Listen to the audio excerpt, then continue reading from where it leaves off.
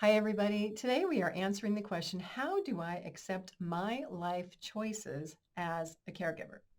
Many of you are probably hearing this and you're thinking, Pamela, I didn't have a choice to become a caregiver. What are you talking about?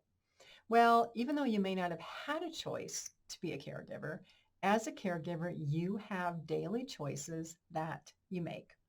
I'm Pamela D Wilson. My website is pameladwilson.com. Please like, please share these videos, share my channel with other caregivers and adults you know who are looking for a little help, hope, support, and advice.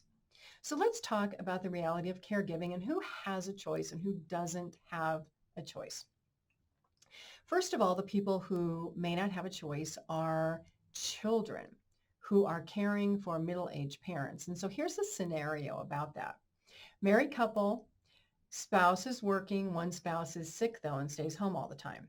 The children come and go to school, whether it's grade school or high school, and they take care of mom or dad before school and after school because the other spouse has to work to support the family. These children don't have a choice. They're young. They rely on their parents for financial support and the household and food and clothing and everything. The lives of these children who become early caregivers are affected the rest of their lives in so many ways. Next, spouses. We have that marriage vow of until death do us part. But many people, when you're choosing a partner for life, don't always consider health habits. We may consider if we're both spenders or savers, or we like certain things or don't like certain things, or we want to have kids or don't want to have kids. But often we don't talk about what do we think about health? Do we think that we should exercise and eat right and be healthy so that in our older years, we can actually spend time together rather than being a caregiver for one another? There are so many spousal caregiving situations that result in anger or resentment because one spouse did or didn't do another thing. This is why it's important to talk about health and caregiving in families. Adult children, you have a choice, you don't have a choice. Depending on the cultural beliefs in your family, the expectations of your parents, the way that you feel about duty and responsibility to care for your parents, indicates the type of caregiver that you will be. It also indicates the type of relationship that you'll have with your parents, depending on how your relationship was when you're younger. So the answer to how do I accept my life as a caregiver, it's complicated. It's not a simple answer. But here's a few ways to think about this. So many caregivers don't even talk about caregiving until they get into a situation where they're maybe caring 20 or 40 or 60 hours a week, or they're living with a parent and they see everybody else's life over here going on, people having fun and enjoying their lives and getting married and pursuing careers. So is it fair for a child, a grandchild, an adult child who's caring for a parent and giving up all of these things to do that for another 10, 20, or 30 years? Now, I know life isn't fair, but the choices that these caregivers make once they become a caregiver affect not only their relationship with their parent and their family, but affect their lives, the rest of their lives. So there's two ways to think about this. If we're in a caregiving situation that we don't like, can we accept it and make it manageable for us so that we may not be totally happy about it, but we're not miserable about it and we don't feel like it's affecting our life too negatively? In those situations, we have to reframe it to the positive, and it's important to keep doing a lot of things for ourselves as a caregiver so that we can continue to do this because we feel like we should do it.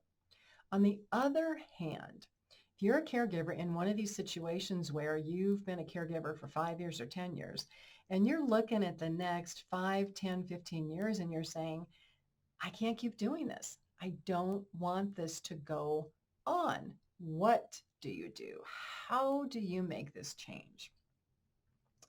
We can't change until we accept our situation and the way that we got into this situation and what we have allowed, the habits that we have created for ourselves or allowed the person that we care for to create for themselves. So the first part of how do I accept my life choices as a caregiver is to accept responsibility for the current situation. Even though we may not like it, we may not want to admit that we made mistakes or we're still making mistakes or that we have bad habits. We have to really look at the situation from an honest perspective and then start reframing it. So reframing is looking at things differently. So some people look at change as a negative. They dread it. Other people think, oh my gosh, change, it's an opportunity. It's exciting. So that's kind of the way that we have to look at this change is it's an opportunity. Good things could come out of it. It could be exciting. The problem with change is people say they want to change, but they really may not want to put in the time or the effort or understand the fact that it takes at least 30 days, 60 days sometimes to change a habit or acquire a new habit. Change takes a lot of work, which is why many times the people that we care for who are sick, who we think should eat better or exercise, can't make those changes. As a caregiver, sometimes we're asking the people that we care for to make changes that we would never make for ourselves. So this is the point of acceptance. Now, making changes isn't easy. Improving your communication skills to be able to talk about this in your family isn't easy. I'm not saying that any of this is easy, but I am saying it's possible if you want it bad enough and you're willing to go through the change and the uncomfortable feelings and some of the bad to get to the good.